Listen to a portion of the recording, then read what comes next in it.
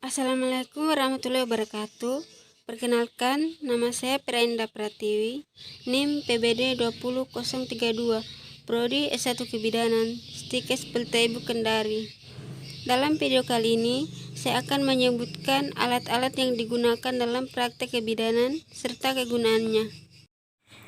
Baik, langsung saja. Yang pertama, Lenek. Lenek adalah alat yang digunakan untuk pemeriksaan detak jantung janin dalam kandungan.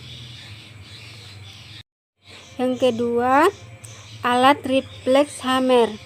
Alat ini merupakan alat medis yang digunakan oleh dokter untuk menguji refleks tendon dalam atau lutut. Yang ketiga, alat stetoskop adalah sebuah alat medis akustik untuk memeriksa suara dalam tubuh.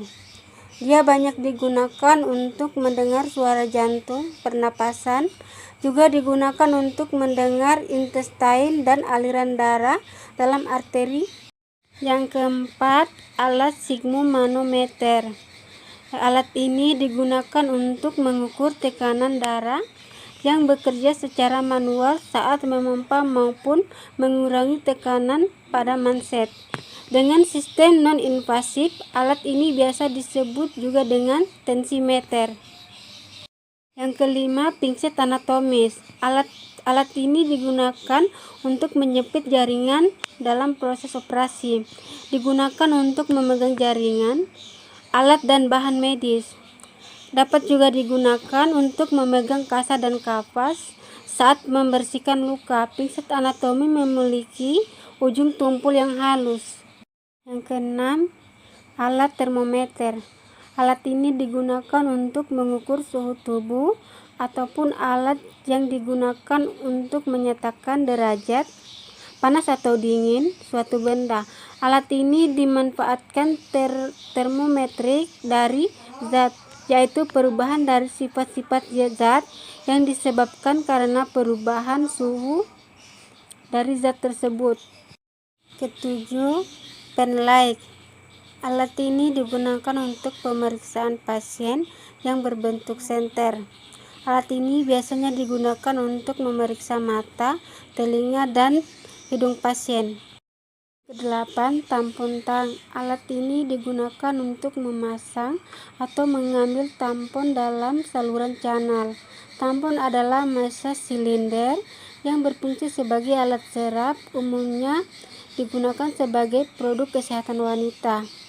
Tampon tang berbahan dasar stainless atau steel yang dapat disterilisasikan sehingga dapat digunakan dalam keadaan higienis. Tampon tang memiliki ukuran 25 cm.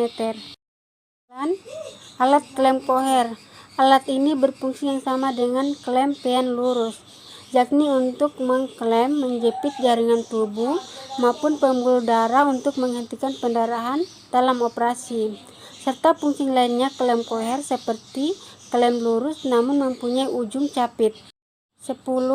Alat gunting benang. Alat ini memiliki bentuk yang berbeda dari gunting lainnya.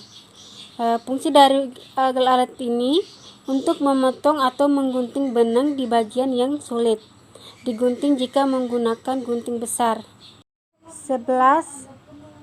Alat gunting episiotomi. Alat ini digunakan untuk menggunting atau mengiris liang kemaluan perempuan untuk memperlancar proses keluarnya kepala bayi saat melahirkan. 12. Alat nail puder.